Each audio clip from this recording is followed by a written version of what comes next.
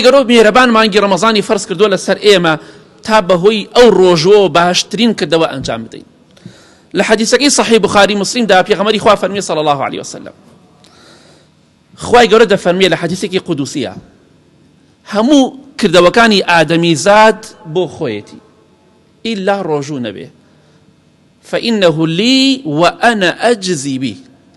ڕۆژوو بۆ منە و خۆشم دەزانم چۆن پاداشتی دەدەمەوە، کە پاداشتێک خوای گەورە بیداتەوە بە دەوڵەمەندی و بە سەخاوەتی خۆی ئەبێت چۆن بێت. کەواتە خوای گەورە تۆی هەڵبژاردووە بۆ ئەوەی باشترین کردەوەیەک ئەنجام بدەیت. چونکە پێغەمبەری خوا صلى الله عليه وسلم بە سەحابەیەکی فەرموو لە حەدیث صحیح جامع الصغیرە فەرمی عليك بالصوم فإنه لا مثل له. ڕۆژوو بگرە چونکە ڕۆژوو هاوشێوەی نییە، ڕۆژوو بگرە. کەواتە کردەوەیەک ئەنجام ئەدەی خوا یارمەتی تۆی داوە، سپاسی خوا بکە ئەلحەمدولله. ئێستا بە ملیارەها کەسێ هەر نازانێ ڕەمەزان چییە و ڕۆژوو چییە و خواناسی چییە.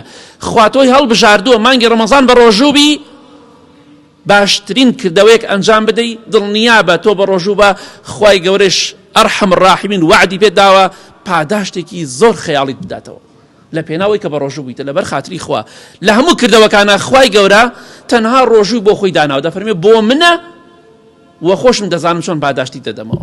پاداشتێک لای خوای گەورە بێت کە لە هەموو کەسێ بەڕەحمترە و سەخیتر و دەوڵەمەندتر ئەبێت چۆن بێت. کەواتە دڵخۆش بە بە مانگی ڕەمەزان، خەمبار مەبە، برسێتی هیچ نییە.